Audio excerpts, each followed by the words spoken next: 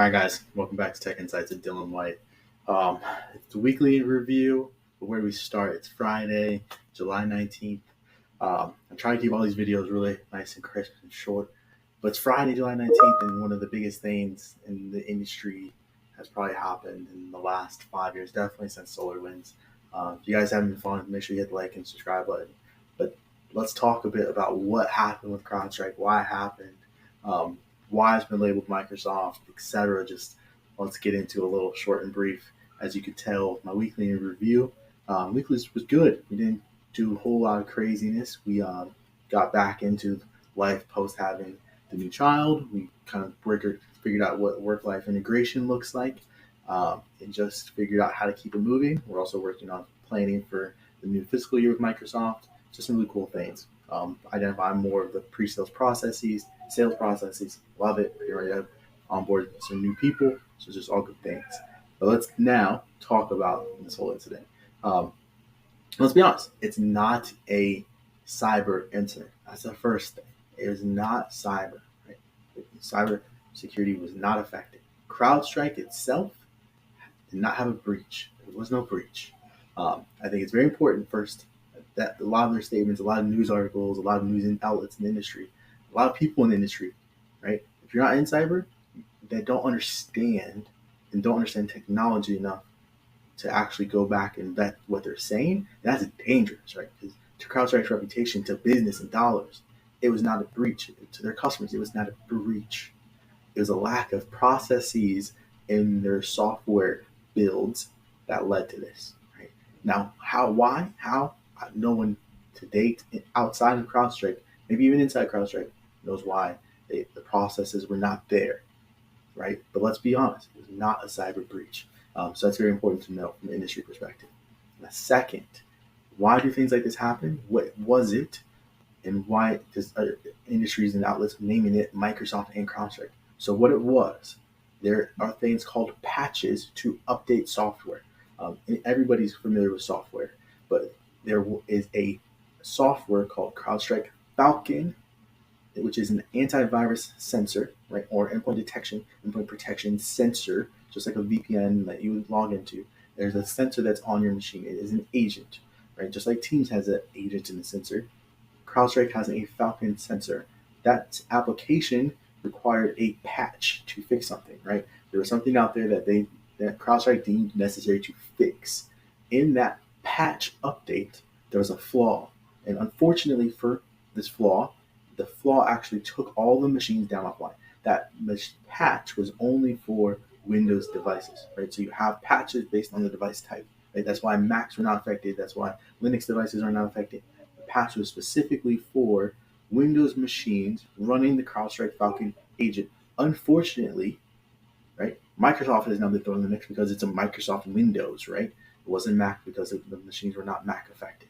But CrowdStrike, let it be known that it was a patch to fix something in the Falcon sensor that took these machines offline. Now, what actually happened is it would blue screen, and you would actually have to do some type of actual fix on the device manually, not remotely, right? You cannot do it remotely, which is why, again, this is such a huge issue. And it's taken airlines, banks, millions of people around the world are now affected, right?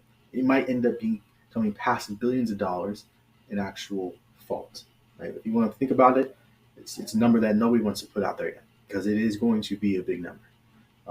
But at the end of the day, it was a software patch to fix an update, right? Like to fix something in their software, they have to update it and patch, right?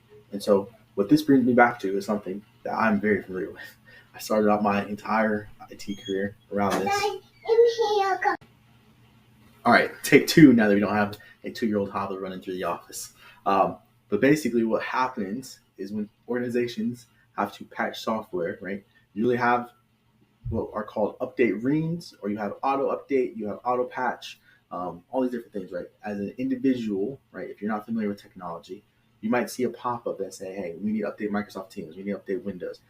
Everybody's familiar with the Windows update, right? Unfortunately, in a lot of softwares today, right, and fortunately for a lot of teams, because you'll have the team members to actually go deploy all these patches and do what's necessary to actually get them deployed one by one. We've created software and we've created automation to automate these deployments, right? To make it easier for things to get deployed in a more streamlined fashion.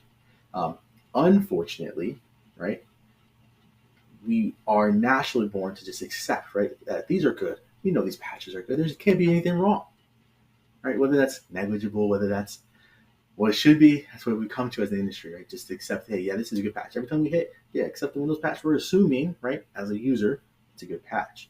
Organizations do the same thing, right? Organizations are no different than us as individual users. Organizations are not out here assuming that Crowdstrike said, yep, no, that's a terrible patch. Don't do that. Don't do that. Um, and unfortunately, it just happened to be a bad patch, right? It just, no one could see us coming.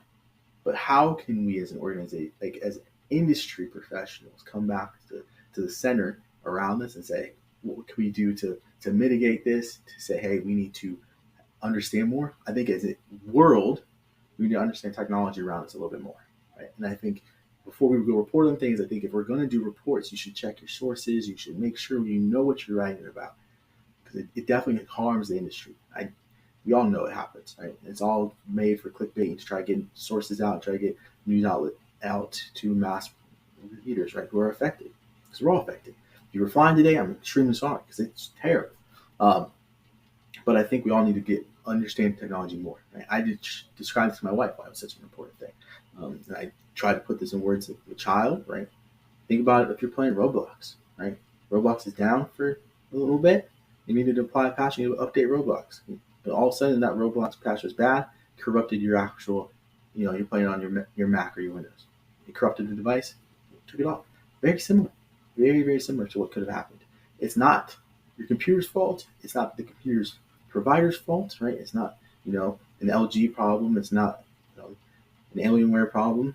It's not a Windows problem. It is that software provider's problem. So now CrowdStrike has a ton of answers that they have to go chase, right? They have questions, and they probably have no answers for you. Hey, what is our patching process? What was in that hotfix, right, that took it offline? Like, why did we not know that the hotfix was bad? They have to go ask these questions, and there are a lot of angry CrowdStrike customers that are going to want to know the answers to it. That's the reality. Now, as a consulting provider and as a consulting engineer and sales engineer, what I tell my customers, we have a lot that use CrowdStrike and Microsoft. And I tell them, guys, end of the day, what you can look at now is how you consume the patches, right, from all these supply chain vendors, right? CrowdStrike isn't the only one, right? Are you leveraging a tool like Zscaler? Are you leveraging a tool like Kaseya? Are you leveraging a tool like whatever has a sensor on it? How you apply the hotfixes is what should be looked at. From an AV provider, like if I'm using Sentinel-1 instead of CrowdStrike or Sophos instead of CrowdStrike, whatever, how do I get my patches? Like, do I really need the hotfix and the definitions automatically? Or can I take just the AV definitions and maybe I get the hotfixes 3-5 days later? Maybe I take the risk of those 3 to 5 days of whatever the hotfix was. I don't know, but it's worth a conversation now for sure. So that's how I'm looking at it, and I'm looking at going forward with customers. So I'm super excited. I know my internal team, I know we're going to have a whole webinar and blogs on this going forward and talks. Half of our business is a managed services provider itself, so it's very interesting because we see all the different dilemmas, and then being a security vendor ourselves and security provider, it's interesting. I'll tell you that. But I will tell you guys, from a week in review, this is an interesting week, and it's just going to keep going. I think this will far surpass what happened with Okta last year and MGM, and it will be SolarWinds-esque. We will not know the ramifications for this for at least 18 months, minimum. But I will say it will get us all back and talking about infrastructure technology one more time, right? And how we look at things. So hopefully you guys learned a little bit about technology. If you guys are interested, I could do a whole mind map around patching and patch management. I could even have a couple friends of mine that's all they do for a living is endpoint management. Come talk to you guys. It'd be great. So I'm super excited. But hopefully you guys, if you are suffering with it, leave a comment. Let me know how you guys are fixing it. If you guys are fixing it, just let me know. Super excited. Hope you guys have a good weekend. I'm going to go give me some baby cuddles. Enjoy. Like, subscribe.